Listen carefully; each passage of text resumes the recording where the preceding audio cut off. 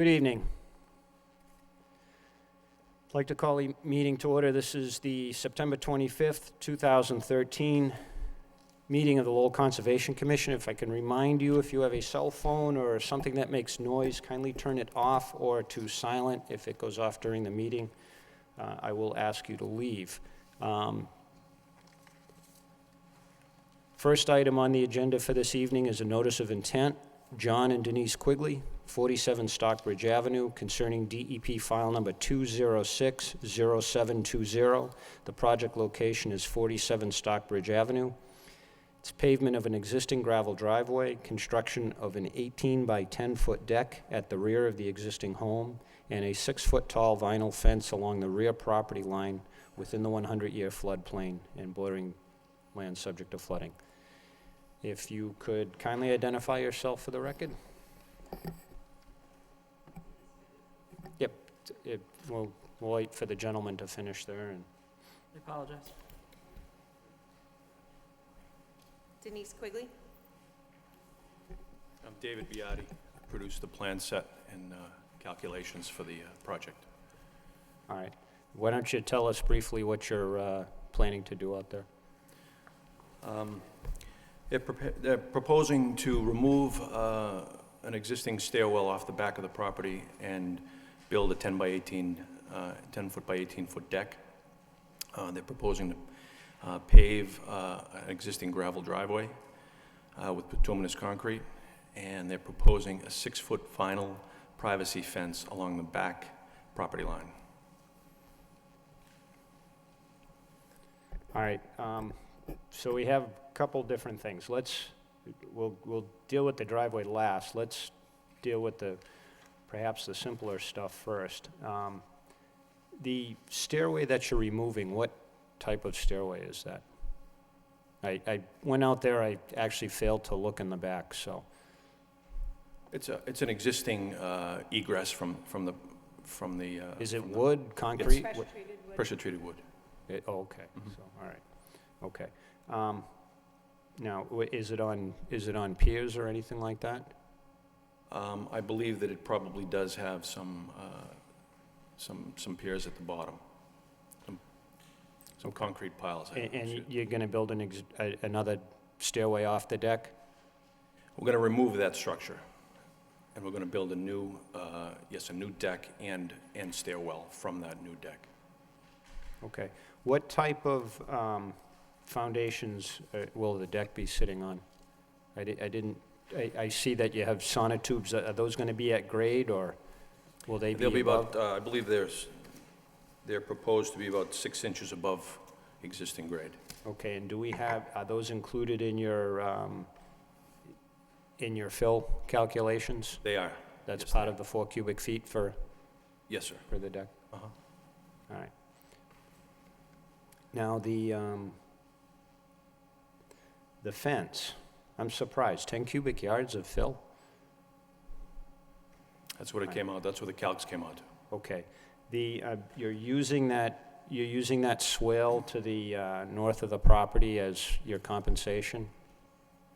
We are. All right. The problem with that is that the elevations for that are at 94 and below, and your fill is at 95 and above. The act requires that your fills and cuts be at the same elevations. The problem, I noticed your note that says the compensatory storage will be used long before the flood stage reaches the higher elevations, but that's exactly the problem, is because that is no longer available for compensation once you reach the elevations. Now, I know it's not a super huge amount, but 10 cubic yards isn't insignificant either. It's a quarter of a 18-wheel dump truck of fill. So, however, that being said, since you're going to be doing a lot of work, at least as far as the deck and the fence goes in the back of the house, you have elevations back there for compensation at the proper elevations. Why not use those? We could certainly place it in the rear. We just thought it would be, provide less impact if we were on the north side of the structure, away from the brook, and certainly further away from the neighbor. No, I understand that. I understand that you want to do less, less regrading, but you're all, assuming we permit the deck and the fence, you're going to be disturbing those areas anyway. And although 10 cubic yards isn't insignificant, it's not a huge amount either. And it seems to me that you should be able to find 10 cubic yards of compensation below the 98 elevation behind the house in the general area of the deck back towards the fence. We could certainly do that, relatively easily. Yeah. And when I looked at it, I was kind of like, I read some of the comments and I was like, are we, completely under here? And then I saw your elevations. And yeah, I mean, you've got more than enough in the front, but I don't want you to dig up your front lawn when you're going to be working in the back. So you seem to have more than enough. As for the driveway, all we need pretty much there is you're going to want your paving contractor to give us a bill of lading with respect to the materials that they're bringing off-site and what they're bringing on, and a certification that the elevations will be the same. Perhaps, since you're going to have to update your plan a little bit, perhaps a spot grade on the, in the four corners and in the middle may be warranted here as far as the driveway goes. So when the driveway contractor puts, repaves, he's got some stakes that can guide him to make sure that he's back Sure. at the same grade. Okay. Okay. Uh-huh. All right. I don't have any other comments. So, Commissioner Varner?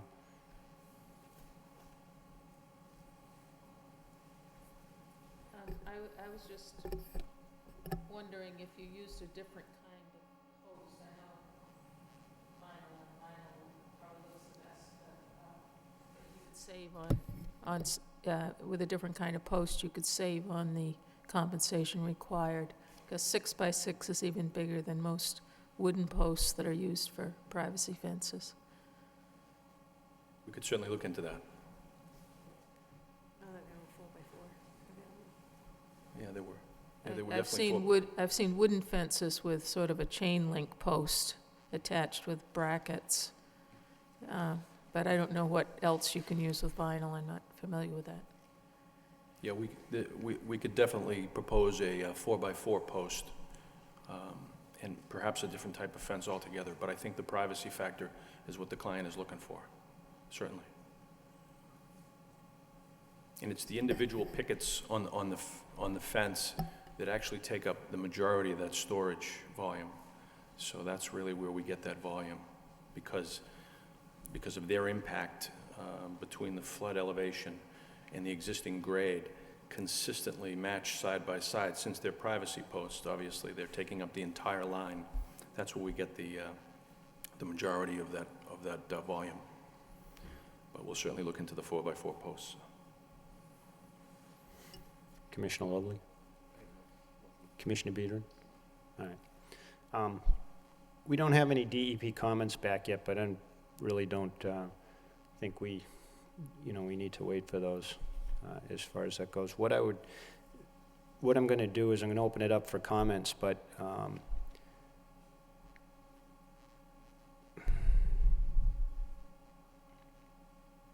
what's the pleasure of the commission? Because we can do two things. One, we could potentially permit this tonight with a condition that the applicant come back before us with a revised plan showing the cuts in the rear of the property, in the general deck area or at the appropriate elevations.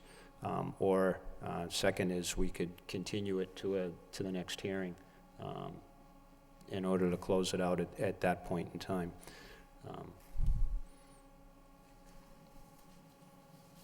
When are you looking to do the work? We'd like to get the deck in before the ground freezes. The fence can wait, and the driveway, if we have to wait until the spring, is fine. I mean, I could go either way. I'm just trying to think. Our next meeting's the second Wednesday of October. So if we were to continue it, you could do all, send in the revised plan and we can approve it at that point.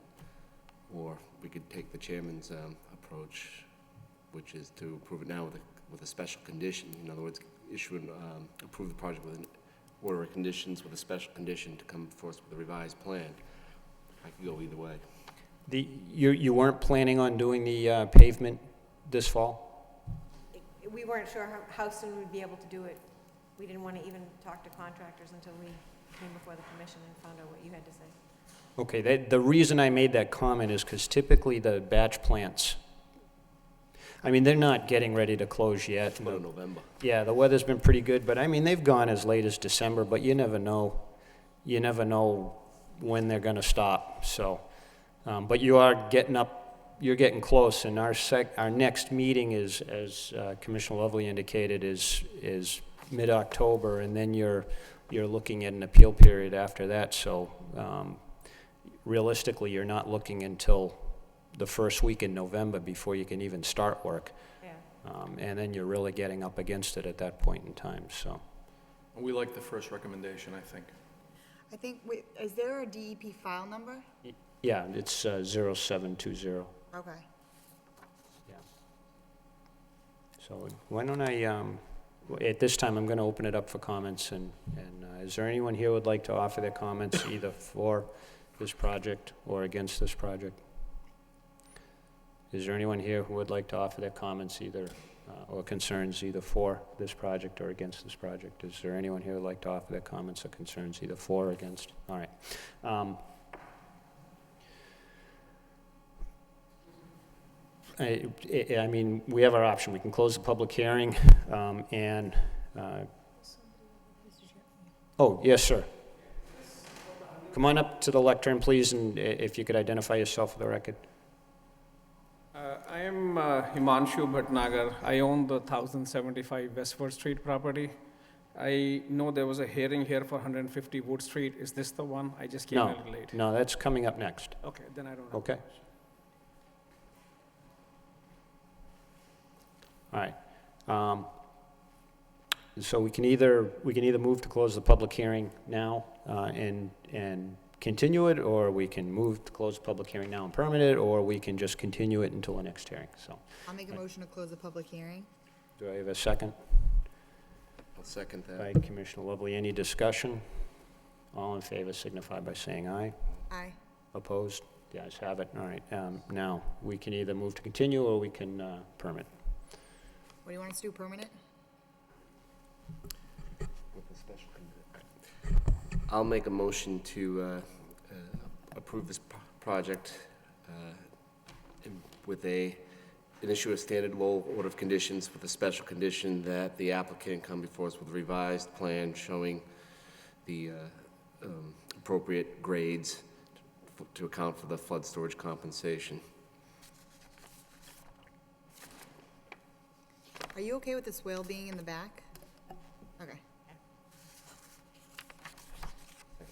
Second. And any discussion, just as long as that includes a couple of spot grades along the driveway? Bill, you didn't mean by that the swale would move to the back, did you? Or are we having the swale in the same spot? No, I would assume we'd move it to the back, to count for, since we have the elevations there and there's the real estate out back, assuming the applicant's okay with that. So the revised figure would obviously show the swale in the back, the spot check elevations as the chairman suggested. Well, I think the swale serves another purpose, and that's to control runoff off the driveway, and he was using it as a dual purpose, am I correct? Correct. Yeah. I'd like to keep the swale where it is. You perhaps don't need to make it as deep. It could just be a shallow swale to control runoff. We'll put something in the back as well for the additional. Yeah, well, it's not that you'd have to put a swale back there, but see the south, I guess, west corner of the deck, so to speak, in the middle of the house, towards the back, you've got that small 98 contour. I mean, working from that back backwards through the 97 down to the 96 and beyond, you're gonna get your cuts that you need, because you're filling at elevations 95 and a half or 95 up to 98. So you should be able to get more than enough compensation there. Without grading it towards the house. Sure.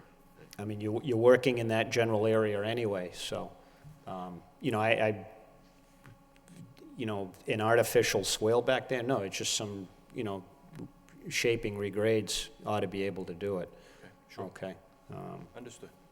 And the condition obviously is that the plan come back before for our approval. You don't have to appear again, but it will be reviewed by the commission though. Okay. Okay? Will we All right. resubmit through SWAT? Yes, you resubmit the plan. Okay, Okay? great. So we need to vote on it then. Yeah, I had a second. Any further discussion? All in favor signify by saying aye. Aye. Aye. Opposed? The ayes have it. All right, thank you. Thank you. Good evening. Good luck.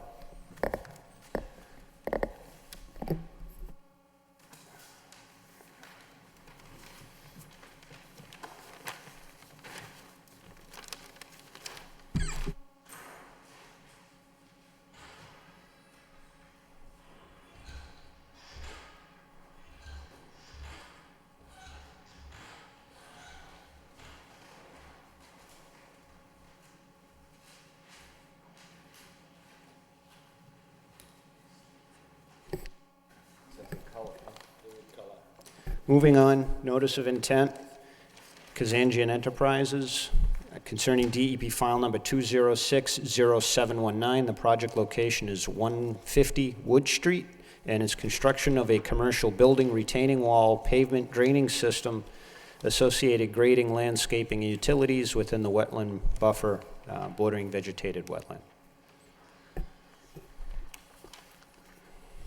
All right. Mr. Erickson, kindly identify yourself for the record. I'm sorry? Kindly identify yourself for the record. Yes, my name is Stephen Erickson from Norse Environmental Services. And just before you start, the plans that you gave us, other than the color, do they differ from what we already had submitted? It is slightly revised. We have to address some comments from your department, the engineering department, and from DEP. So we're going to have some minor revisions on this plan as well. Let me explain what's going on. Yeah, just turn that microphone so it picks you up as best you can. Or use that one, yeah.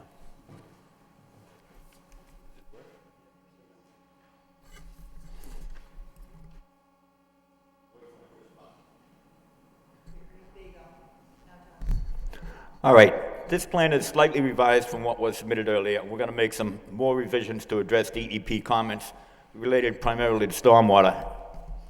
The plan in front of you is showing the wetland area in green. Just beyond that, we have a floodplain in a kind of a brownish color at an elevation about 51. We have the buffer zone shown in yellow, the 100-foot buffer zone, with a small portion of our lot shown in that buffer zone, and the proposed erosion controls within the buffer zone are shown in this orange color. So only a small portion of the property is actually within the buffer zone. The biggest concern here is actually stormwater management. The site is all sand and gravel. It has an existing single-family home on it, actually the oldest home in Lowell, with a small barn area toward the back. That building structure is going to stay. The rest of the site is going to be developed for a business office and for a proposed bank. What we have done with the plan is we've placed a grate across the driveway on both driveway sections. Those will capture the runoff coming off the site. They direct that into a deep sump catch basin and then into an oil and grease separator. That then flows into a Caltech unit underground, and that provides for infiltration and the cleansing of the water. By using the deep sump catch basins and the grit separator, oil and grit separator, we're removing 44% of the total suspended solids as required by DEP before we infiltrate that into the ground. Because it is all sand and gravel and has a very deep water table, we can take all of the water for a 10, 25, and 100-year event. So there's no water getting off site at all. On the rear half of the lot, which would actually be the southeasterly section of the property, we've got a similar system where we'll be collecting the water, running into a deep sump catch basin, oil and grease separator, into a smaller Caltech unit. There is an overflow on this unit in the event of greater than a 100-year event, so there'll be some riprap down in this area. We've managed to keep that away from the wetland, but nothing would happen there unless it was greater than a 100-year event. The department had concerns about runoff getting into the street. We've added erosion controls around the entire property, and we've added a construction entrance on both sides. Those will be there just during the construction phases, naturally, but we will have wattles all around the edge of the property. The department had requested that we have a silt sack. There's only one catch basin on the street that's out in this area, and we have put a note on the plan saying that that would have a silt sack in it. There are questions about the limit of cutting, and that limit of cutting will be the erosion controls. We are grading in this area, so it will be necessary to cut some trees out of there, and we want to get some of these trees away from the house to protect the house. So we'll be cutting some trees over in that area with some minor grading in that area as well. That's about the extent of the project. There were some comments from DEP regarding the amount of infiltration. We used a calculation of 1/2 inch, which is typical for infiltration. They want us to use 1 inch because it's sand and gravel. We actually exceed that quantity of infiltration by a substantial amount, but the calculations in the operation and maintenance plan were shown on a 1/2 inch. So we exceed those requirements. We've just got to make some minor changes with DEP, and for the comments that we got from the department, we will be putting in a letter tomorrow or Friday to address those with the final revised plan and a revised date. Would it be prudent to, I've been back in this area several times over a couple different projects out there, notably the one just to the south along Westford Street, and then we had some issues a couple of years ago with the apartments across the street and beaver dam activity along the brook there. So we've been out there and walked out there, but your riprap area to the south corner, on the south corner, would it be prudent to extend that further down the slope to guard against erosion down below the riprap area? There's going to be a fair amount of velocity. In the event that chances are it'll probably never be used, that overflow section, but in the event that it was used, there's going to be a fair amount of velocity coming out and down that slope. That's a fairly steep slope, as you know. And as you characterized it, I agree, it's sandy soil out there. I don't know how far down it's sandy down that slope, but every time I've walked it, it's, you've got that ridge there, and it's, there's 10 feet, at least 10 feet of sand. So whether it goes further down, I don't know, but as you know, sand isn't a very good thing to prevent erosion. Once, just a little bit of water is going to create a big problem, so. You're right, it is sand and gravel all through. I'm not sure there we go. It is sand and gravel all through that area. DEP had actually requested that we pull it back a little bit further from the wetland area. So we pulled it back so we were out of the floodplain line, even though we would be excavating and putting that below grade, so we wouldn't be filling any floodplain. We yanked it back for that reason. But if you would prefer to extend it further, we can do that. Or I can put some kind of velocity reducer on the outlet pipe. Yeah, I mean, would it just be a straight pipe coming out of the infiltrator? Is that what you're proposing? I mean, it seems like you can hyper-engineer this thing for an event that may never happen, but Put some kind of a sump in there, and and the sump would act as a velocity reducer, just not a deep catch basin or anything, but something along that line so it would go into a sump and it would overflow at a gentler rate. I mean, I understand DEP's concern about pulling it back from the wetland line, but in the same token, that's that putting in some riprap there is basically a one-day disturbance, and it's done and it's permanent. Whereas if you get an event and you actually have overflow, snow melt in a big wet rainstorm or something like that in the spring, and you have some velocity coming out of it, the damage that it's going to cause is going to be fairly significant. I'm in complete agreement with you. I think that the riprap should be carried right down to the edge of the water line, or at least to the flat part of the slope, and I have no problem doing that. I agree with you completely, and I can explain that to DEP. When you've got a slope that's that steep, and like you said, you've got sandy soil underneath it, it's a more rational approach. Other than that, I don't have any comments. Does the historic board need to review this because of the house? Yes, the historical board is reviewing it. Okay. I was just, that was just a curiosity, I guess. I know that's the oldest home in Lowell out there, and it's unfortunate where it is now, but Good evening, Mr. Chairman. Alan Kazanjian, from Kazanjian Enterprise. It's not in the historic district, but we have been talking to Steve Stoll. He's been up there a number of times, and we're going to restore the building with Steve Stoll. He's going to work with us. all right, I don't have any other questions, Commissioner Barnum. I was out there today and walked around the wetland area. Just to start, flag 14A seems a little bit out of place. If it seems like it should go between 13A and 15A, more in a straight line. Instead of, I don't know exactly why it came out that way, but it's sort of a bowl right there. Do you see where 14A? I do. Yeah. That was the,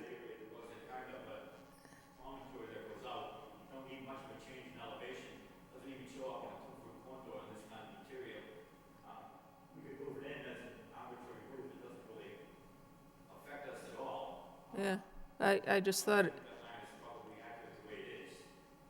well, okay, I just thought the contours would show if you do propose something there in the future, to have a straighter line would probably be an advantage to you. That slope is extremely steep and sandy, like you say, and places where it's been disturbed, there's evidence that, there's been movement of soil down the slope. I'm concerned about the work in the 50-foot buffer. We generally require that to be a no-disturb zone on this board. That's been our practice. And you proposing cutting of trees within that 50-foot buffer, even that, in some cases, it seems like the trees may be the only thing holding that slope together because it is so steep. I would be in, well, I didn't get to that yet. I would be in favor of maybe reviewing each tree that you're proposing that would be within the 50-foot buffer in order to see if we couldn't get as less disturbance out there as possible. I'm curious as to why, I can see it pretty well now on this new plan, why the silt fence line, the erosion control line, has that square taken out of it, sort of halfway on the north side. Yeah.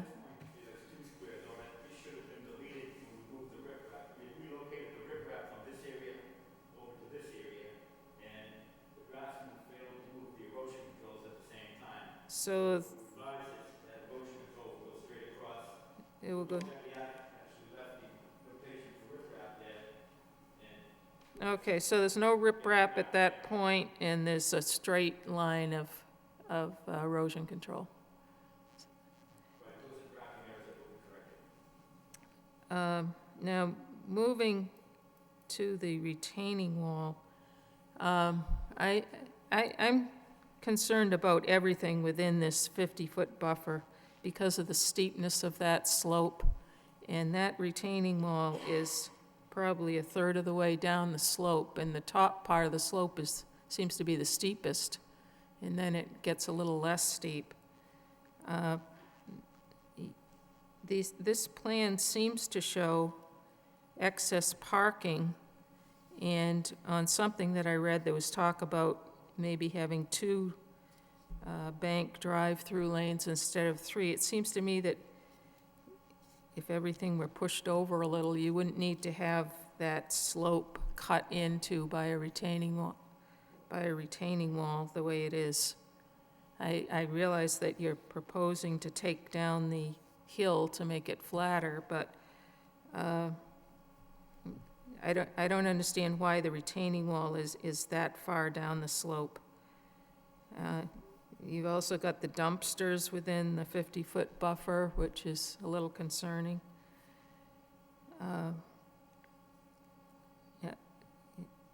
It seems like it would give the existing house a little bit more of a buffer too, if that building could be pushed a little in, then you wouldn't have to compromise that slope. I have a question about some of the flagging. I had no trouble following the blue wetland flags, but there's also out there some orange resource area flags, and they seem to be between the wetland line and the open water, and I'm wondering what those flags indicate. They weren't there when I was out there. I don't remember seeing them. They've got printing on them that says resource area delineation or resource area line, and they seem very random. As I don't know why they wouldn't be in the same location as the wetland flag, because the wetland is, or even on the 100-year floodplain line, because that's part of the resource as well. And certainly, we'd probably want to have some signage out there, as we usually do, along the resource line in order to indicate where it is for future people to notice. I'm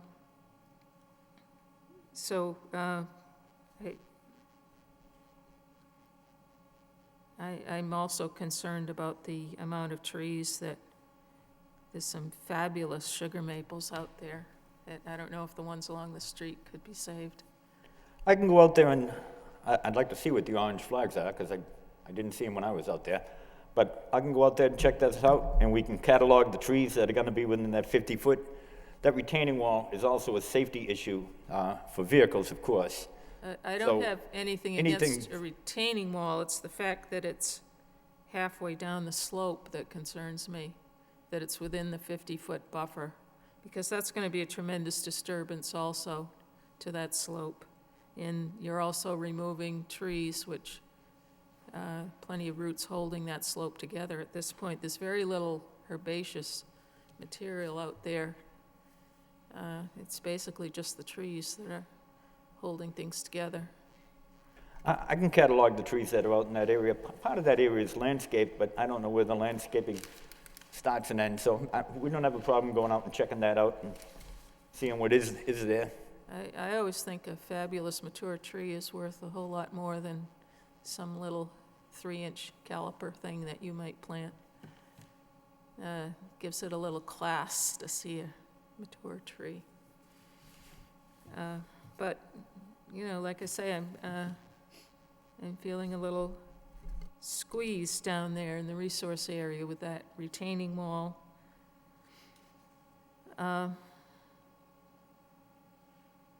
The riprap as well, of course, down the slope. I'm concerned about any pipe emptying into that area. It's already full of water, and we really haven't had a lot of rain lately. That's a very big flood area along the Black Brook there. And if anything could be diverted to any other location rather than emptying into that ponding area, I think it would be well worthwhile. We can't do that because we're required to try to maintain the hydrology pretty much the same. So we've got two different watersheds here. One watershed is in this area, and the other watershed goes to this area. So the water from this watershed is, we're trying to maintain the You are, in same. fact, changing the drainage by removing up to 5 feet of soil off the top of that mound. So you have the ability to make the watershed travel in the other direction. I have the ability to take all of this water and put it down here if we want to, but that's changing the hydrology and potentially finding a deficit for the hydrology of the pond. And the objective is to try to keep the hydrology pretty much the same. That's the design intent. Well, it's not actually a pond, it's the Black Brook, I believe. So I think It's the a pond, water there are comes fish in there. from, the water comes from someplace else to fill it. There are fish in there. There's ducks too. I saw a couple of big, I think they were carp, but I think there was a turtle or two as well, there's a lot of stuff going on down there. along with your woodchucks.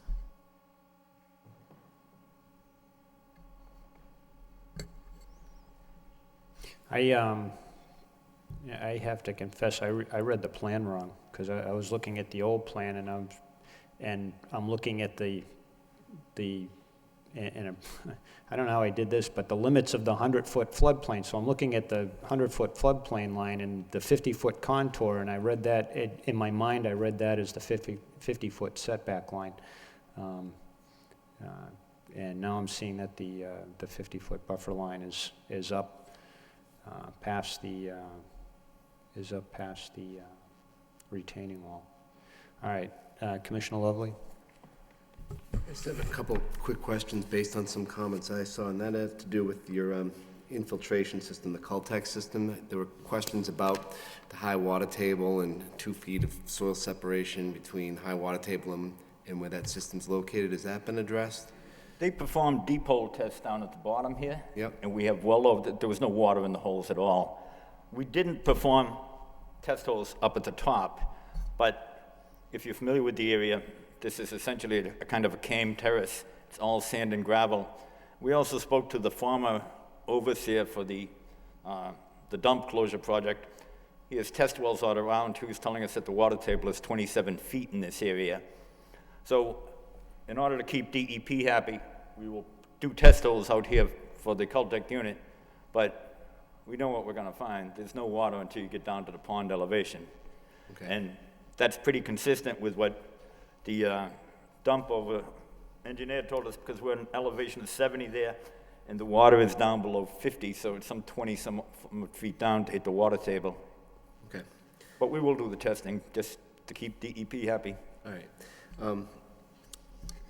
I do think this plan addresses a lot of the comments that came Yes. up earlier, so that's a good thing. I'm assuming this plan will be stamped and signed by a professional engineer, as was the earlier one that was submitted with the package. That's correct. Okay. And then I guess, in light of Commissioner Varnum's comments, to the extent that the applicant would be willing to at least consider, it sounded like the number of parking spots that are on the property well exceed the minimum requirements for zoning. And in light of Commissioner Varnum's comments, I'm wondering if there could be some sort of potential, maybe setback with the building a bit to maybe move the retaining wall a little bit further up along the slope. I think it's at least worth asking your client to look at that. And other than that, I have nothing further at this time. Thank you. Commissioner Biedron? We're Are there any priority habitats on this site? Did you look into any, like the endangered species or priority habitats on this site at all? I'm like looking at the maps and I just didn't see if that was looked into. I'm sorry, I'm not catching that well. The priority habitats? The habitat maps? Am I not saying it right? Natural heritage, did Yeah, you look it's- into that? We did check that. It should be in the notice of intent. Yeah, I couldn't find it. Okay, I can get you a copy of that. Okay, We checked that before we flagged the property. yeah. And are there any endangered species on this? No, they're not. None listed. No, okay. That's all I have. What I'd like to do, considering some of the concerns with respect to tree removal along the bank, is perhaps we could schedule a site visit walkthrough with commission members and Mr. Kazanjian and Mr. Erickson to look at that bank. Yeah, as I said, I read the plan wrong, and now that I'm looking at it in color, but it doesn't really matter because I still read the plan wrong. But I agree with Commissioner Bonham's comments that we need to get that retaining wall back out. It seems that the orientation of the easterly building, you know, is I know you're matching the front along Wood Street, but we've got some green space over on the west side there, and you know, we're creating green space but taking away existing resource to do it. To me, that doesn't make a heck of a lot of sense. You know, why destroy natural habitat to build artificial habitat when if we can reorient the building somehow or reconfigure parking, that may be a better thing. It may save you some money too, because that retaining wall doesn't have to be as sizable and you know, and whatnot. You'd still be able to maintain the footprint of the building. So, but what I'd like to do is at least, you know, as I said, I didn't go out and look at the property and specific to this plan. As I said, I'm fairly familiar with the property, but it perhaps would be a good second look. Now, I know you may also, have you spoke to your neighbors to the south yet? Because a couple years ago, they came before us to reconfigure the parking space in their corner there by your property along that top of the bank, and they may still be interested in doing that, and that's sort of in very close proximity to the back part of your lot too. So there may be some, you know, you may be able to discuss with them, and they may be able to do some changes that they want to do, and it may help you out a little bit too. I don't know, but I know that they ultimately didn't go through. They wanted to change where they had their dumpster. It's in that little cut circle there on the northeasterly part of their parking area. So, you know, whether they still want to do that or not, I have no idea. But I remember them coming before us for that. So, Mr. Chairman, we can take a look at that.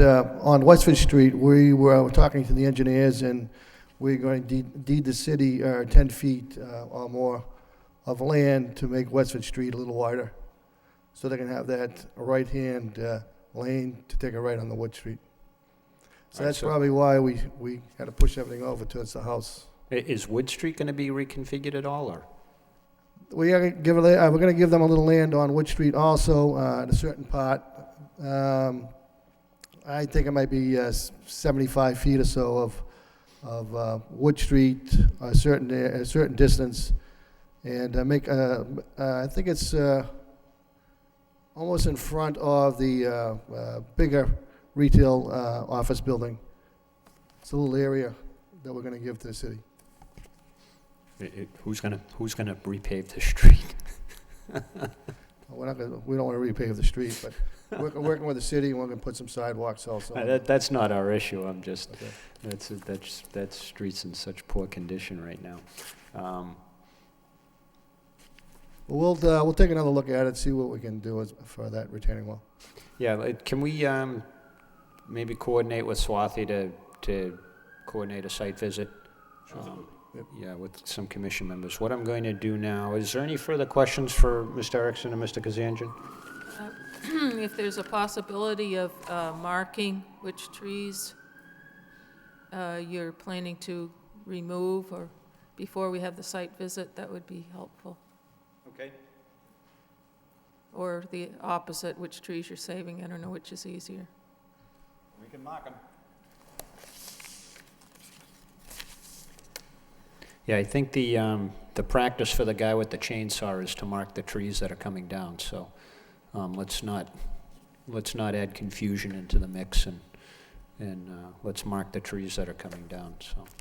Okay. Well, what if we decide that maybe they shouldn't, and they're already marked for death? I think just surveyor's tape perhaps around Yeah. the trees would be better.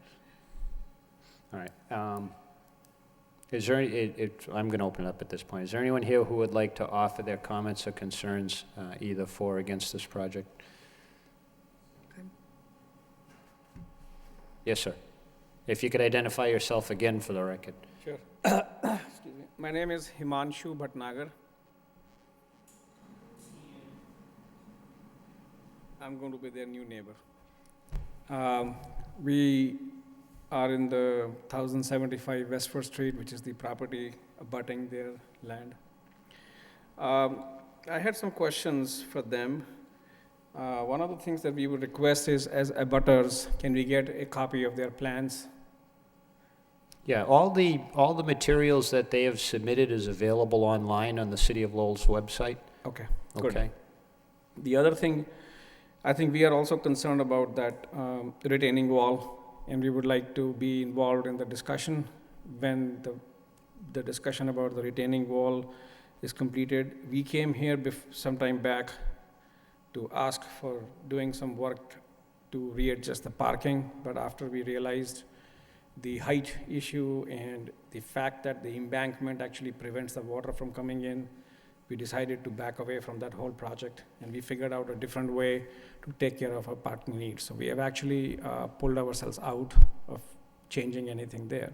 But if there's going to be a change, like putting a retaining wall, and the slope is an issue, I would like that we should be involved in that discussion, so that, because it will affect directly, whatever they do will affect us. And if there is something that we can help you, or we can help you beneficially, or mutually beneficial. Were you the one that I was referring to a couple of years ago? Okay, all right, yeah, there's the introduction. Whether you, again, that's not an issue for us. I mean, you would have to refile if you wanted to do any work. And my memory was that you wanted to reconfigure that circle that was there to get a couple of parking spaces and move the dumpster or something like that? Not that. There was actually a parking space on the right side of the cut.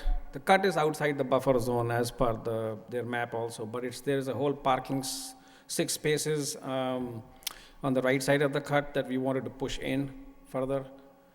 Yeah, You guys didn't- I don't remember specifically, but as I recall, it involved cutting down some fairly significant maple trees and. Yeah, there was, right, and we were concerned about the fact that there was an embankment, that the sand embankment and the trees that prevents the water.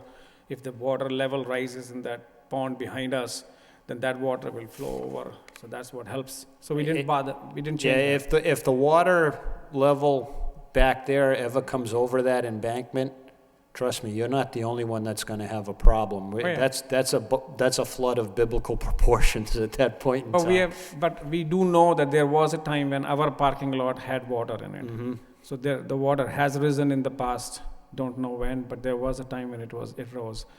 But if they put a retaining wall, we would like to know how high it is that they're gonna be putting. Well, retaining wall for. Mr. Kazanjian's right here, you can perhaps exchange business cards after the meeting or something and discuss that. That's really not an issue. That's not an issue for us. If you're proposing to, make any changes, then you'd have to, refile with us and, for Okay. approval, but. The other thing, maybe perhaps it's also something we have to ask them, what is the elevation of the land that's adjacent to our land? In the picture in the back, the map in the back, There is a significant amount, about 80 feet of common land. So we need to know, right now the elevation is variable, and once you start removing the sand from there, we would like to know if there is an elevation distance between our land and the land at that I place. can give you the elevation of this land, but I don't know the elevation of your land. The highest part of this land is at an elevation of 70. We're gonna cut it down to 64. No, I'm talking about in the map before, this part here. What is the elevation here? Because we have cars parked all over here. So we have to have some idea what is going to happen there. That would be this area, no, I'm going, this area right through here. Yeah. Well, the elevations are right here. This is at 66, 64 here, and part of those go onto your property. So if you look at the plan online, or if we can give you a copy of the plan, you can figure that out. Okay. All right. And the Yeah, height, there's a fairly significant embankment there now, isn't there? yeah, there is. Yeah, I would imagine you're gonna have to build some sort of wall there, or you're gonna match grades or something, I mean. Yeah, I think they're pretty well matched. Okay. And the only other question I had was, but again, that issue, that's not our issue, that's not in the resource areas, that's not something that this commission is concerned about, so, okay. okay. All right, then the next question I think I can address with them directly. It will not affect us. Okay. So, but definitely, I don't know if there's a provision, but when we finalize the buffer zone, retaining wall and all that stuff, we would like to be party to that discussion. We're here. Okay. Okay. All right. All right, is there anyone else who would like to offer their comments or concerns, either for or against? Thank you. My name is Brenda Maley. I live at 630 Princeton Boulevard, unit number 5. It's a unit in the Brookside House condominiums, which are direct abutters on the easterly side of the property. So if you're looking at the plan, on the Wood Street side, our property is to the east of the property line. I'm also a trustee on the Brookside House Board of Directors, condo association rather, and I'm an attorney with an office address at 9 Middlesex Street in Lowell. Mr. Kazanjian graciously met with myself and a few other people in the neighborhood on Monday night, so we had the opportunity to review our concerns with him, and he gave us many details about the plan, many of which are beyond the purview of the Conservation Commission, but of course it was an opportunity for us to ask him questions about the overall project. Our concerns, of course, at this point are the water. I've been in, the Brookside House condominiums were developed in 1988, and I've been an owner of my unit since that time. And when the condos were first developed, the area that is Black Brook now was barely wet. It was marshy, it had mostly brush and trees and fauna, but there really wasn't a significant amount of ponding. And over the years since that time, the water table has risen significantly, to the point that in the Mother's Day flood of, I don't know how many years ago, 6, 7 years ago, when the Merrimack River banks overflowed, we had flooding onto our parking lots that went up halfway to the units. Our buildings consist of 4 buildings with 11 units in each building, and the last building has 10 units. So what happens is Black Brook backed up, and there may have been many reasons. Clearly, the Merrimack, because the water flows out to the Merrimack, but it caused a backup of Black Brook, and I think there were some other issues of perhaps beaver dams and brush that had been backing up against the drainage. But in any event, the water flowed up and it came halfway up the parking lots and affected probably, it stopped right before my unit, and I'm number 5, so it affected the first 4 units on the backside of the property. Backside of our property is landscaped with lawn, and we have ornamental trees and bushes there as well, and we have a drainage ditch that kind of goes across the back that has pebbles running. In addition to the Mother's Day flood, several years after that, we had another flooding situation where the water once again rose and came into our parking lots and affected at least 3 or 4 of the units on the backside of the property. So the water is a great concern to us. overall, we're not here to block the project. That's not my purpose, and I don't think it's any of the people that at least were at the meeting on Monday's purpose. But we want to make sure that all safeguards are met to protect any further accumulation of water in the back part of the property. Whenever there is significant snow melt or significant rain, the back part of the property, it's not uncommon for the water to rise and go over our lawn. So it doesn't always encroach upon the parking lots, but it frequently encroaches upon our lawn and our landscaping. And then it recedes when the weather isn't as bad. Right now, if you view the property, you're probably viewing it at its absolute best because we haven't had much rain.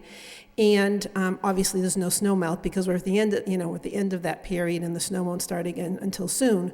So now is not really indicative of the property, even at common times during the winter time or in the spring, and sometimes from heavy rainfall in the summertime. When we posed some of our questions to Mr. Kazanjian, it was explained, and again, I'm not an engineer, so our questions were not asked in a very eloquent fashion, and he addressed them as best he could. He did not have his engineer there. He said that he described it as 2 self-contained drainage areas. What I'm hearing now is it sounds like one of the drainage areas has a drainage pipe that may be emptying water into the back area, and I don't know if I misunderstood that. Did I misunderstand that? The drainage is calculated a storm event that has a 1% chance of occurring. In the event that that storm event does occur, if this were to overflow, a small amount of that water would come out this way. But we've got no increase in the rate of volume of runoff on the site in over a 100-year storm the way it's designed right now. So we're taking all of the water that's on our site and we're holding it where it is. We got a net reduction in the runoff coming off of our property. In a 500-year event, we can't build for that. So this is just an overflow in a really significant storm event. Hopefully we won't see it. Well, I can't speak in technical terms, but we're our property's in the 100-year flood zone, requiring flood insurance on the condominiums part, and we do have flood insurance for that reason. And I would suggest that the Mother's Day flood was one of those catastrophic events, and it happened within the last several years. Now, I don't know if that means we have to wait another 96 years for it to happen, but it happened within my lifetime, and I remember it. So again, it's a great concern. So when we're talking about 100-year events, we just had one. So it's not something that's so remote or so incomprehensible that it's never going to happen. It did happen. The 100-year event is a way of referring to a storm that has a 1% chance of occurring. Think of it as if you flip a coin, you've got a 50-50 chance of getting heads. That doesn't mean you can't flip the coin and get heads 3 times, 4 times, or 6 times in a row. So there's always a chance that we can get a 100-year event. But we're designed for that 100-year storm event, and we're 16 feet above the floodplain. I can't do anything about the floodplain that you're in, except control the water that we have on the site. And my only concern is that absolutely every precaution is taken to avoid having any further water accumulating into the Black Brook, which really, we call it a brook, but it is a pond.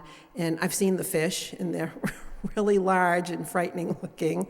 And ducks, and during, just as an aside, we had ducks swimming in our parking lot during that Mother's Day storm, and took pictures. I didn't bring them with me, though. It was interesting.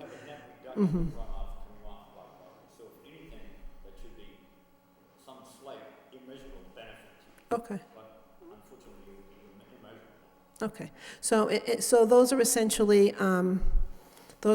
our concerns. I just want to check my notes to see if I have anything else to add.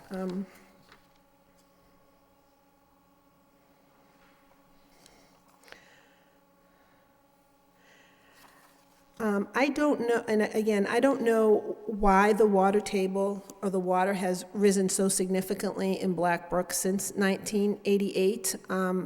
And one of my concerns and my guesses might have been some of the construction that took place on Westford Street, and not the other gentleman's property, because that was much later, but County Supply, for example.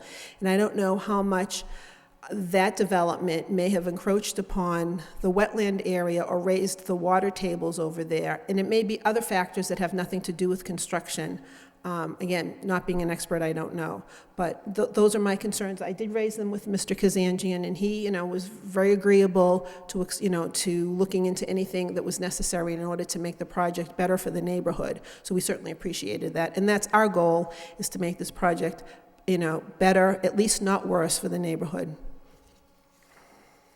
Attorney Maley, stay there for a second. Perhaps, very unscientific and more based on just history of the site. Black Brook, and that whole ponding area is all part of the Black Brook watershed. So it all, ultimately, the levels in there are related to the flow of the Black Brook and its speed in getting into the Merrimack River. Now, the Black Brook has some significant obstacles, and one of the primary ones is beaver activity, and it crosses several culverts underneath Middlesex Street in order to get over to the Merrimack River.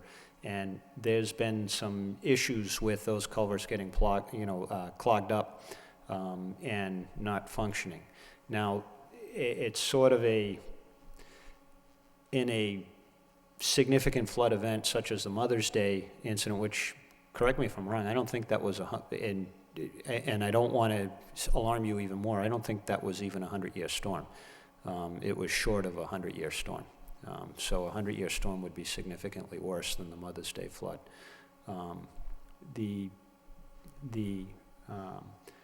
That being said, the block culverts are kind of a two-way sword, and what it does is it prevents the backflow also from coming back up from the Merrimack, ripping back up the Black Brook watershed. That's relatively minor because those ponding areas, they need to drain, and certainly there's some, generally when you see large ponding activity where it had never been before, generally you can attribute that to beaver activity, and I know we had an issue with that between 5 and 10 years ago, where there was some significant beaver activity, especially along the Westford Street area and along the Middlesex Street culverts, and they were blocking up the culverts and whatnot also.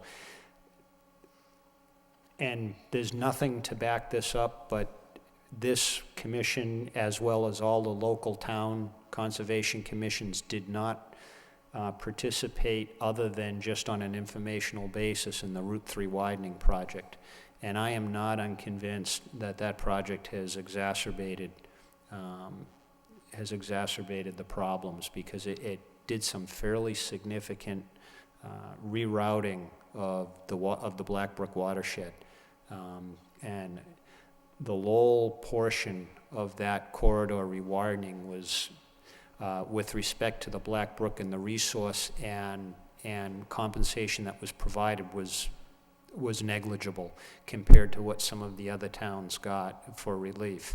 And I felt that Lowell was somewhat on the short end of the stick during the whole process. That whole process took a couple of years, and DEP was the controlling authority there. It's the local conservation commissions were not, other than, as I said, other than just on an informational, we got information, this is what we're doing, but you can't do anything about it. I felt that Lowell ended up with a net loss of flood storage capacity with respect to the Black Brook watershed. So I think, I think that has greatly impacted this area and your area, and it's one in the foreseeable future is not going to be reversed. And like you, I'm not a water engineer. I don't know what the solution is.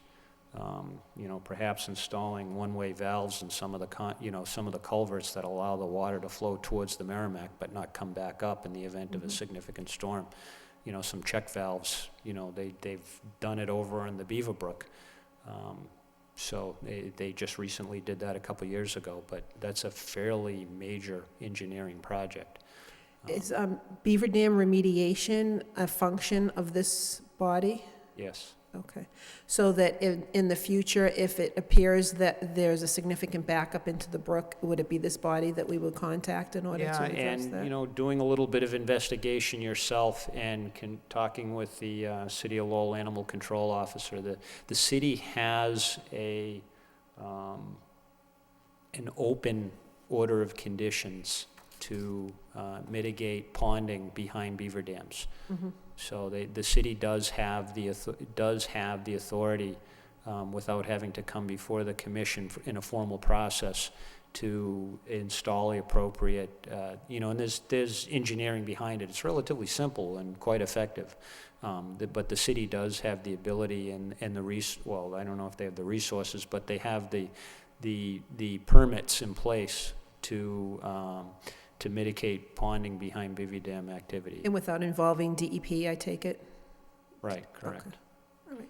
Well, I think that I just wanted this opportunity to address that, and Thank you for and coming it in. appeared that you were aware of all these issues anyway, based on the conversation that took Yeah, place before. it's, the applicant here is required to not contribute to the issue, and installing these Caltech systems, and I know there's a riprap overflow, and I know that's a concern of yours, but in all, given the nature of the soils and them being sandy, and these Caltech systems that they're installing, it's not necessarily a tank that water goes into. It's an infiltrator. Water goes into it and then it infiltrates back into the ground. And with sandy soils, I mean, it'll infiltrate so fast. And they are, correct me if I'm wrong, but you are so far above the water table there that, I mean, it'd be like pouring, going to the ocean and pouring water in the dry sand. I mean, you dig a hole and you'll never find it. You'll be chasing it down 10 feet before you hit the wet sand. So, the likelihood of that overflow valve ever being used is, it'll probably never happen. And in the event that it does happen, there's other problems. I mean, it'll be a storm of such significant proportions that the water will be coming down so hard that it can't go anywhere. So. It was interesting to hear some of the suggestions in terms of reducing some of the parking spaces and moving the buildings, because at our meeting on Monday, one of the individuals that was there who has some, works for planning boards in another town, made those suggestions as well, in order to try to improve the project, was to perhaps reduce some of the parking, perhaps reduce the drive-up windows to 2 lanes, and then moving one of the buildings in a different direction. So those are the same suggestions that I heard that you made today as well. So again, thank you. Thank you for coming in. All right. Is there anyone else who'd like to offer their comments or concerns, either for or against? Is there anyone else who'd like to offer their comments or concerns, either for or against? Is there anyone else who would like to offer their comments or concerns, either for or against? Okay. Yes, Commissioner Lyon. I was just looking over comments that we received from the DPD, and I'm not sure if the city engineer was part of this. Probably not. But I wondered if you had gotten a copy of these. You have a copy? There's one thing here that I don't think I mentioned, I don't know if someone else did, was a suggestion that you try to reduce the paving on the site, which would help with, and I was curious about the roof, if the roofs have drains that go right into the Caltech systems, or what? They go directly into the Caltech, because the roof water is clean. Mm-hmm. So you don't have to pre-treat that. Mm-hmm. The water on the pavement is dirty, you have to move 44% of the total spring water, but the roof runoff goes directly in. Okay, so if you could reduce sheet flow, that would also reduce the amount of water that perhaps would overflow into the ponding area, should the waters rise for some reason. And there's other suggestions here too that I don't know if we'll be discussing this again, but curbing, we don't know if this, how is the sheet flow contained to make it go into these drainage systems? Is it just? We just received a day or two ago, Mhm. but we will give a written response to all of that. Okay, But that's one of the reasons that we put in the construction entrance, so that during construction, if we get sheet flow, we can trap any mud from going Mhm. off site. Other than that, most of those questions are easily answerable, but they're okay, and, not bad questions at all, so. yeah, we don't have a landscaping plan, but that might help us understand what you're trying to do with the tree cutting or whatever in the rear. We can add that to the package. Mhm. With perhaps the marked which trees are to remain and which trees would be new. Mr. Erickson, you can get rid of the habitat map, I found it. Yeah, you can delete it, you had it in there. I found it. Yep. All right, this, who owns this property now? There was something in the packet. Mr. Kearns owns the property. We have another agreement with Mr. Kearns. All right, it's not part of the other properties were involved in they were all conservation property, part of the city wellfield properties. That's not No. the case here? Okay. All right. Just one last question touching on the National Heritage thing. This hasn't been marked or identified as a potential vernal pool either, so. No, it's got fish in it, so that negates. Okay. All right. I think there's a hydrologic connection to the Black Brook anyway, so it's, yeah, Yeah, this map is kind of tough to read. okay. Yeah. If we can schedule through our office, schedule a site visit, do I have a motion to continue at the request of the proponent? Motion to continue. By Commissioner Varnum, seconded by Second. Commissioner Biedron. Any further discussion? All in favor signify by saying aye. Aye. Opposed? The ayes have it. All right. Thank you.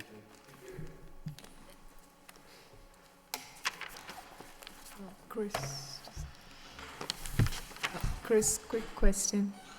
Did we say which day, to which meeting we are continuing to? Yeah, we should be able to be back for the first October meeting, which is the second Wednesday of October. Mr. Erickson, do you believe you'll be able to provide those revisions by then? Yes. And, okay, thank you.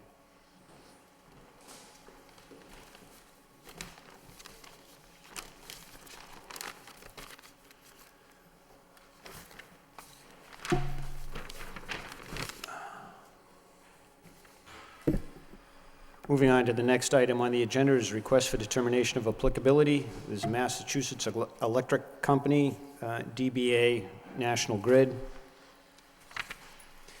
concerning project location 53 Perry Street, and it's the fence installation and brush clearing near Rogers Street, near the Rogers Street Bridge across the Concord River, and bank bordering vegetated wetland, bordering land subject to flooding, and riverfront.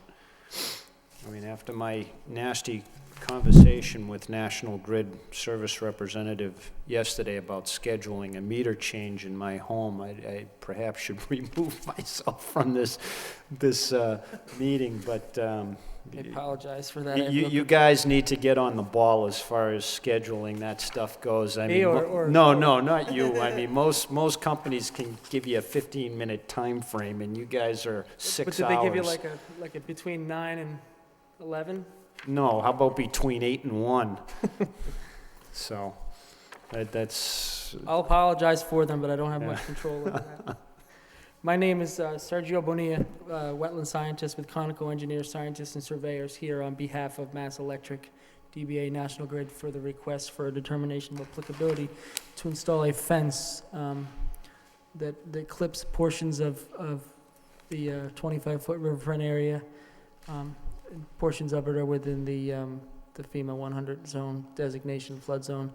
Not much, I don't think bordering vegetated wetland will have any impact on any BVW there. That portion of the Concord River is anchored with very large cubed concrete blocks that would demarcate the edge of what I would call bank flags.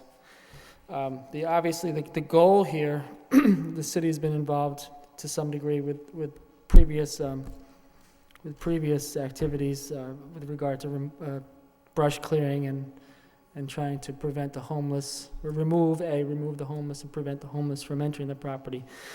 The portion of the fence installation here, the goal is to obviously to address any potential imminent hazard issues, obviously that are associated with previous IRA reporting that actually is conducted, I think, on an annual basis. I'm not sure of the regime of the reporting, but IRA reporting associated with the substation and the soils there that have concentrations of arsenic.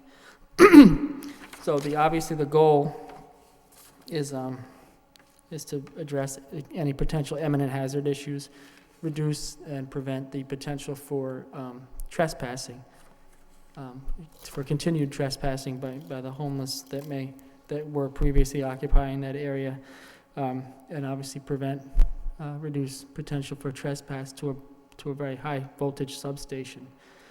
As discussed, obviously we've had a little bit of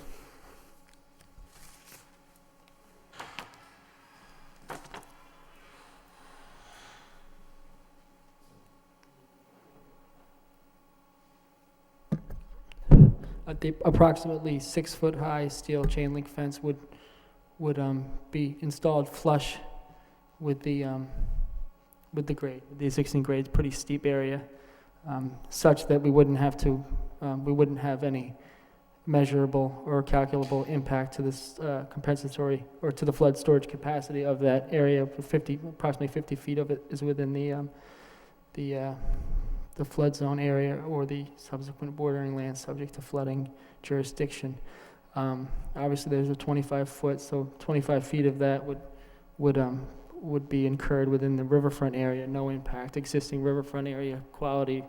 We've got some urban rodentia and some songbirds, some urban songbirds. The area is primarily vegetated with again Japanese knotweed, which is not really favorable, but offers some sort of screening to potentially those urban critters, muskrats, rodents, groundhogs, you name it. That's what we've got there. Evidence of that.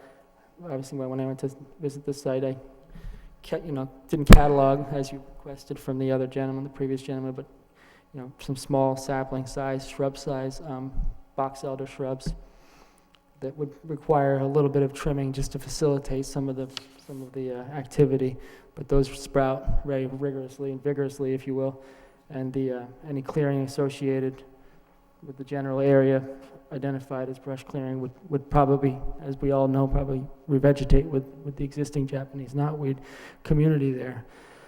The idea would be to take down this portion of the fence to extend that protected area as the alternative to this configuration would be paving, and nobody wants to see paving within any setbacks associated with a large, significant river system. Nobody wants paving. It implies stormwater management, grading, the whole 9 yards. So this is the least impacting alternative that we're trying to get to reduce the imminent hazard, prevent trespassing, and obviously keep people safe away from soils that may or may not be posing an imminent hazard.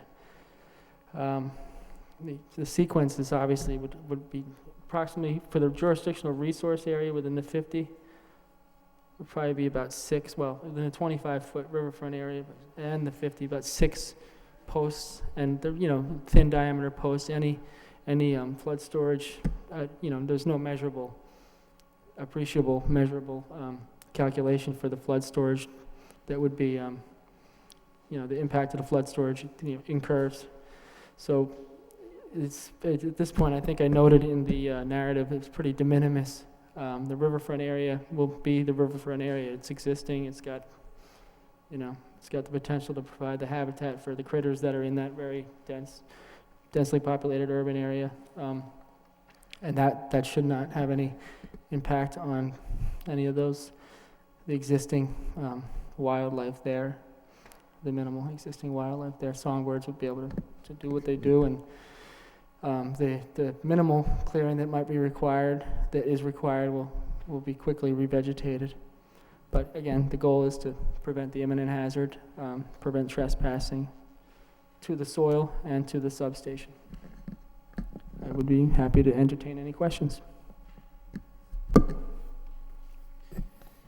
Now, you had briefly mentioned that you were going to reconfigure the fence along the street closer to that accessway, or are you still going to leave the staging area there? Because I imagine that's still used for access. The red represents where the new fencing will be. The existing fences, you can't really see it here, but just about right there where the yellow is, there's a short 3-foot fence that runs along a portion of Rogers Street there. That's not needed. This will preclude any further need for that small fence. I don't know how that was put in city property. So that the fence, as you go towards the river, you're going to go down the embankment? Is that? Yeah, the idea is it would go down the embankment and it would not tie in physically, but it would tie in to the existing concrete structure of the Rogers Street Bridge to prevent human passage. That's the idea above the bank, so we're not going to go below bank or anything like that. It's obviously an item that needed to come ahead of the board. The goal is not really the goal, and the intent and the objective doesn't have much to do with the Wetlands Protection Act, but the construction activity and the fence is obviously to your purview. So that's why I'm here, but hopefully with the goal of getting a negative determination.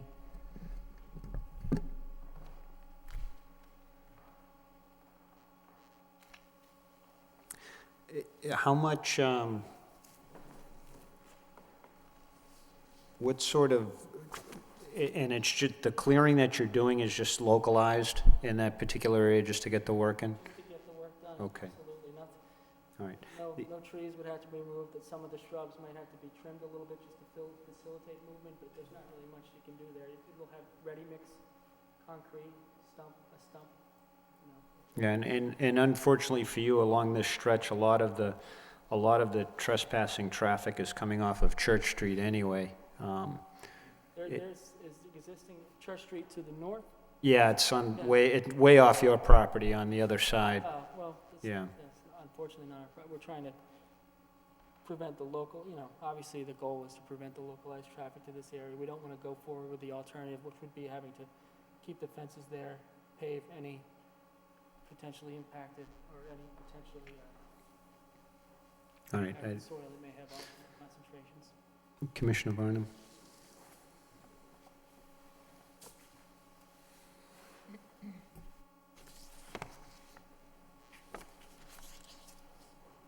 And for the record, there are no natural heritage priority habitat polygons.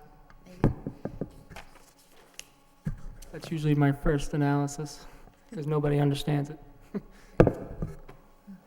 Is this fence going to be maintained as far as clearing brush on a regular basis? Or is it, you're just going to put the fence in and then let whatever the brush is grow back again? The idea is to reduce the impact, and again, we could discuss vegetation removal is vegetation removal, whether it's noxious or glorious vegetation. It's going to come back. There's no doubt that we're going to have some return of what would be the clearing that would be required, and it is if you went to look at it, and you probably well know it's all Japanese knotweed. There's hardly a very sparse understory and ash leaf maples or box elders, which are again rigorous stump crops. So this is a one-time disturbance of. One-time disturbance. It's in. That's it. If there were to be any potential future problems, a fence Japanese knotweed is very thick, dense vegetation, traps anything. So any kind of storm surges, that would be, if there's something like that, would have to be maintained. It's just National Grid, they maintain their properties. And it's a city, that portion below the, about halfway down would be city property, but I'm sure it could be arranged to maintain any kind of, debris removal or anything that would be required to keep everybody happy. I think the city would be on board. I'm not quite involved in that portion of the negotiations. I'm just trying to get the determination.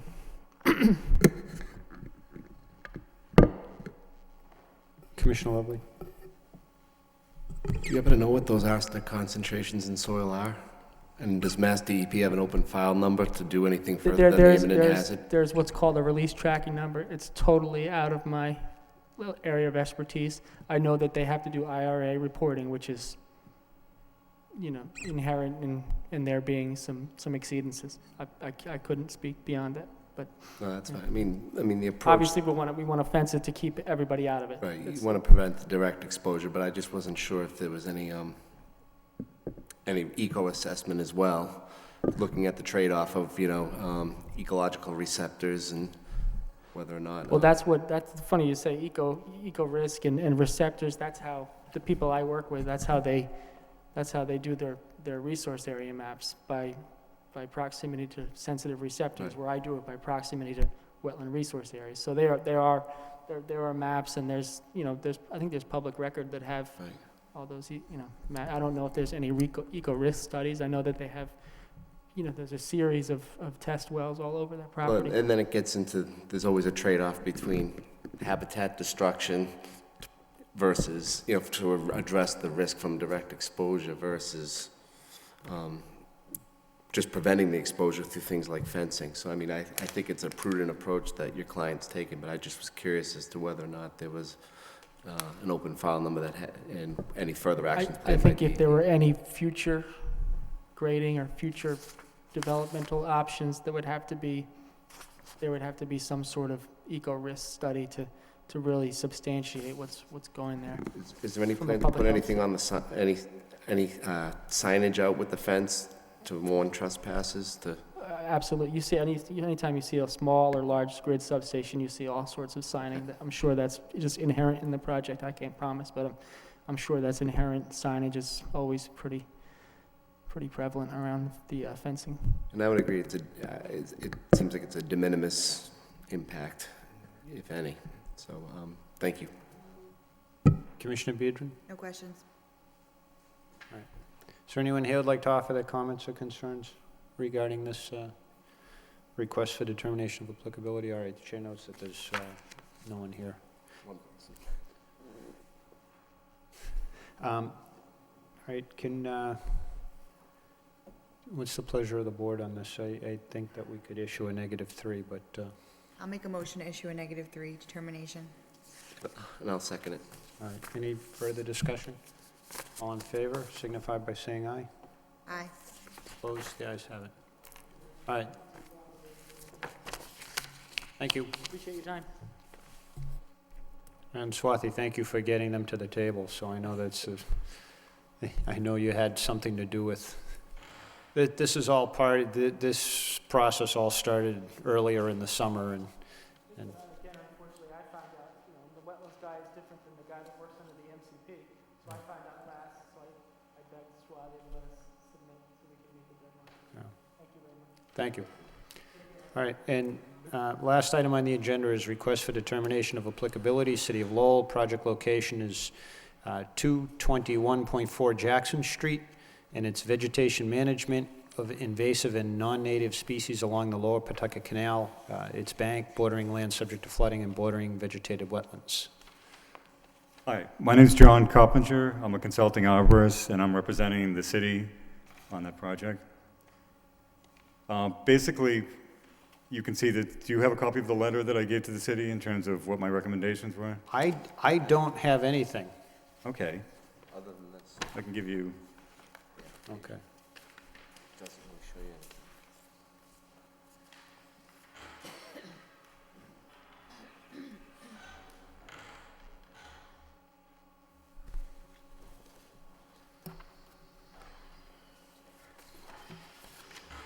So basically, a synopsis of that is that discussion with the city, what they're saying is that they're agreeing that all canals, even though they're man-made constructs, function in much the same way as natural rivers and streams. They serve as riparian corridors, facilitating the migration of plants and animals. Many of our indigenous animals, birds, and insects depend on native trees for food and shelter. Introduced exotic species often outcompete our own trees, changing the natural dynamic along our waterways. The canal behind 110 Canal Place in the Jackson, Appleton, Middlesex area is a good example of how prolific these invasive species can become left unchecked. There are trees like the Chinese tree of heaven, Oriental bittersweet, and some of the native trees like the elm trees are being devastated by Dutch elm disease, which is another invasive introduction. So what I was saying is during the implementation of a vegetation management plan, it's important to consider the benefits of all trees, including introduced species, that are providing for residents in the city. Even though they alter the environment in the long run, the introduced trees growing canal side are presently filtering air pollution and mitigating stormwater runoff. Therefore, I was recommending that the city do the removal work in 3 phases. Phase 1 would be to remove the bittersweet vines that are choking out the trees and remove any dead or dying elm trees, and also remove any of the underbrush and raise the existing canopy of the trees that are being retained to improve safety. The second phase would involve removing the trees of heaven, and some selective removal of some of the other invasive trees, understanding that because some of them are large trees, they're continuing to provide some benefits, and they have fairly large canopies. And the third phase would be to come in and do final removal of the non-native species and the other invasive species. So basically, in a nutshell, all the trees that are growing along the side of the canal are, there aren't any trees there that somebody would have chosen to plant. They're all pioneer species that are very weak-wooded. Their sustainability is not very long-term given the proximity to the canal and the construction that's going on. I know when they put up the new buildings, they're going to be doing landscaping to put new trees back in. So this is to try to do it in phases so you've got as much green as possible for the longest period.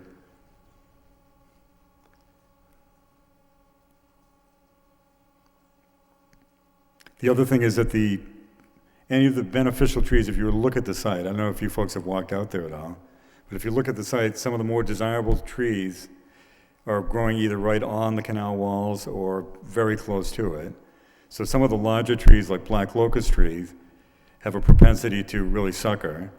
And what that would do is break apart the canal walls.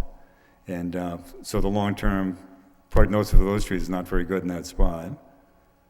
One of the trees I was recommending them trying to save is the box elder, which is, a lot of people consider that a nuisance tree, but it's one of our native trees, and it does provide habitat for animals. So some of those they would try to save. So I think that the long-term goal is to try to incorporate any salvageable trees into a future landscape plan, but in the meantime, get rid of the invasive species and do it in phases. Okay, so the work you're proposing now is to remove under 6-inch caliper invasives? Yes. In the area, and then you're going to introduce some more native species that'll thrive in those. There are native species growing there. What I would do is I would go out, flag the trees that were intended to come down, the 6-inch and below, and then revisit be present while they're cutting the trees, and then revisit the site afterwards, and then mark the other invasive trees that should come out, and try to save the valuable native trees that are there. And in terms of introducing more trees, I think that's part of the landscaping plan that I haven't seen, so I don't know what they're proposing to do on that. Okay, what will be done with, or does anything need to be done with stumps like you had indicated that, the black locust, in and of itself, you cut the tree, but it's going to reestablish itself even from the stump. So exactly. Is there a plan to remove the stump, or how are you going to prevent regrowth in the future? Well, this is just an initial part of their construction plan. So once the building, I haven't seen the plans for the construction of the buildings yet, and I know that that would be something that the stumps would need to be removed, yes. Okay, all right. Okay, yeah, I mean, this is one of these situations where the wetland line is fairly well established, and at the top of bank, I mean, there's a granite wall, the work can be done in very close proximity to the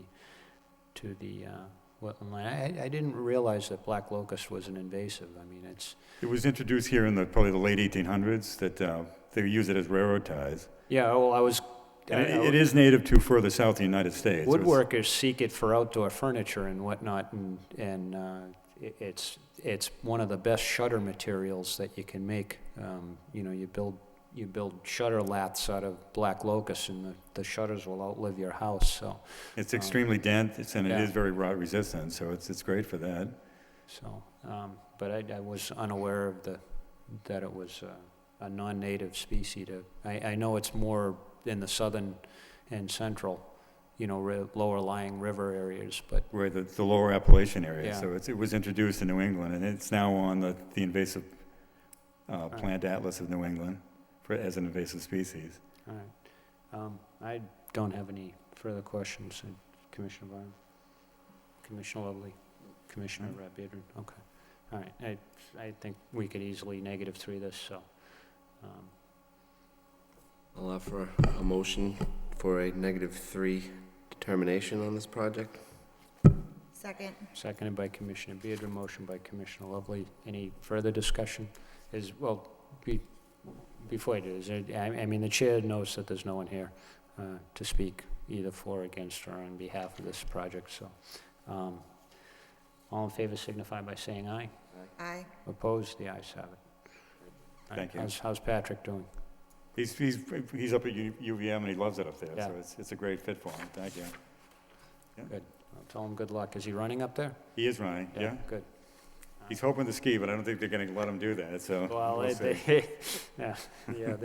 they're pretty good up there. So, Even recreationally, I don't think they're gonna let him ski. I don't know, we'll see. Thank you. all right. Thanks for coming in.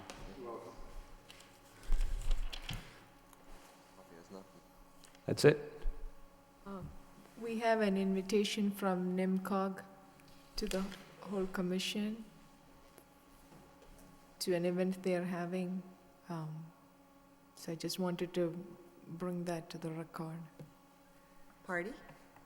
From NIMCOG, it's the Northern Middlesex Council of Governments. Okay, do we have to RSVP to this, or Sorry, what was that? is this a, No, we do it is a dinner event. Okay. They're just Oh, I celebrating, so many decades of their existence. is this coming out of our budget if we choose to attend, or? I'm not sure, but I can check with Erwin. Okay. They were in charge When- of doing the regional, All right, so you need an Space answer plan. by next week sometime, so, okay, all right, I will Right. definitely let you know. okay. Thanks. Do I have a motion to adjourn? I'll make a motion to adjourn. Seconded by Commissioner Varnum. All in favor signify by saying aye. Aye. Aye. Opposed, the ayes have it. Good night. Swati, can you scan that and send it to us?